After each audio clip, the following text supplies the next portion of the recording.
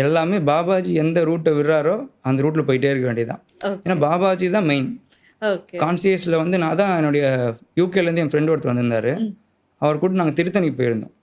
அப்போ வரும்போது நான் சொன்னேன், இந்த கமல் படத்தில் உள்ள மந்திரம் ஓடும் இல்லைங்களா, ஆமா. அது மாதிரி நான் வந்து பாபாஜி மந்திரம் வந்து ஓடிக்கிட்டே இருக்கு உள்ள. ஓகே. நான் வந்து சாப்பிட்றேன், தூங்குறேன், பேசுகிறேன், நடக்கிறேன், ஆனால் மந்திரம் மட்டும் ஓடிக்கிட்டே இருக்குது அப்படின்னா இஸ் வெரி கிரேட் இது, அப்படி ரொம்ப நல்ல விஷயம்னாரு. ஒரு ஆள் ஏதாவது ப்ராப்ளமாக இருக்குமா அப்படின்னு நான், இல்லை நல்ல விஷயம் அது அப்படின்னாரு. அது மாதிரி பாபாஜிக்கும் நமக்கு உண்டான அந்த தொடர்பு வந்து ரொம்ப இன்வால்வ் ஆகிடுச்சு. ஓகே. ஒரு க்ளோஸ் ஃப்ரெண்ட்ஸ் மாதிரி. ஏதாவது நான் கேட்குறேன்னு வச்சிங்கன்னா இமிடியட் ரெஸ்பான்ஸ் வரும்.